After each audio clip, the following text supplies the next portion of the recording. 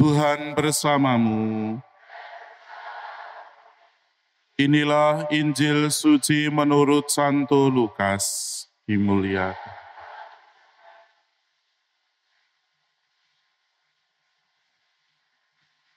Dalam bulan yang ke-6 Allah mengutus malaikat Gabriel ke sebuah kota di Galilea bernama Nazaret kepada seorang perawan yang bertunangan dengan seorang bernama Yusuf dari keluarga Daud. Nama perawan itu Maria. Ketika masuk ke rumah Maria, malaikat itu berkata, "Salam, hai engkau yang dikaruniai, Tuhan menyertai engkau." Maria terkejut mendengar perkataan itu, lalu bertanya di dalam hatinya, apakah arti salam itu? Kata malaikat itu kepadanya, "Jangan takut, hai Maria, sebab engkau beroleh kasih karunia di hadapan Allah. Sesungguhnya engkau akan mengandung dan akan melahirkan seorang anak laki-laki, dan hendaklah engkau menamai dia Yesus. Ia akan menjadi besar dan akan disebut Anak Allah yang Maha Tinggi. Dan Tuhan Allah akan mengaruniakan kepadanya tahta Daud bapa leluhurnya. Ia akan menjadi raja atas kaum keturunan Yakub sampai selama-lamanya, dan kerajaannya tidak akan berkesudahan." Kata Maria kepada malaikat itu, "Bagaimana hal itu mungkin terjadi kalau aku tidak bersuami?" Jawab malaikat itu kepadanya, "Roh Kudus akan turun atasmu, dan kuasa Allah yang Maha Tinggi akan menaungi engkau. Sebab itu anak yang akan kau lahirkan itu akan disebut kudus, Anak Allah. Dan sesungguhnya Elisabet, sanakmu itu, ia pun sedang mengandung seorang anak laki-laki pada hari tuanya.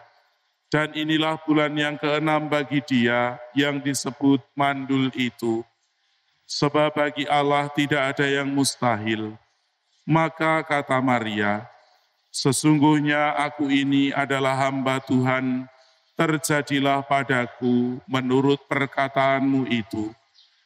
Lalu malaikat itu meninggalkan dia. Demikianlah sabda Tuhan.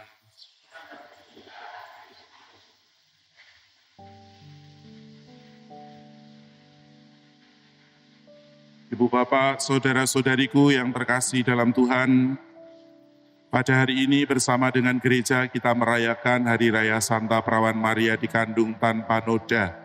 Bacaan pertama menggambarkan bagaimana Hawa sebagai ibu segala sesuatu yang hidup atau sebagai perempuan yang pertama dicipta oleh Allah itu jatuh di dalam dosa. Hawa sebagai perempuan yang pertama membawa dosa ke dunia. Sedangkan ditampilkan di dalam bacaan Injil bagaimana kehadiran Maria yang mengatakan ya terhadap kehendak Allah, yang menghadirkan keselamatan, menghadirkan Allah sendiri menjadi manusia pada pribadi Yesus.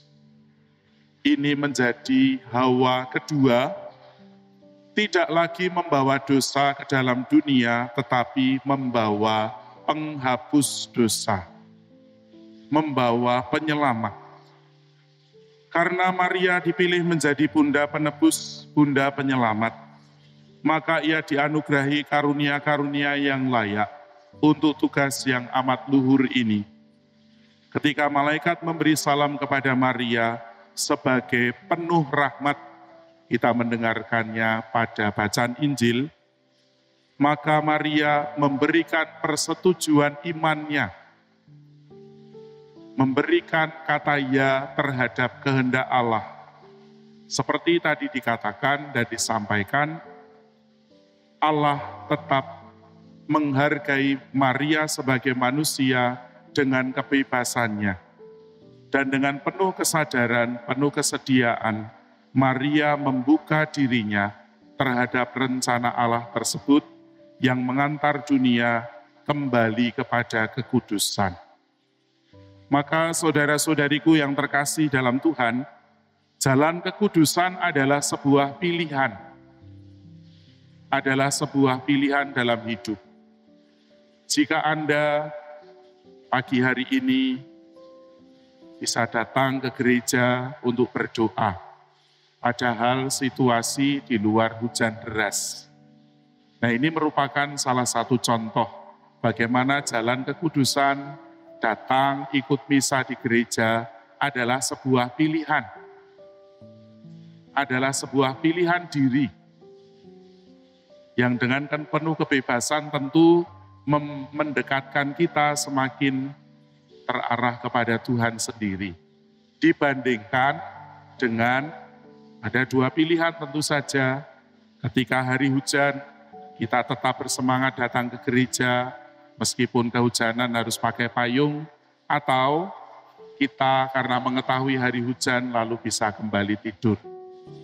Buktinya Anda semua seperti halnya Maria memilih jalan kekudusan.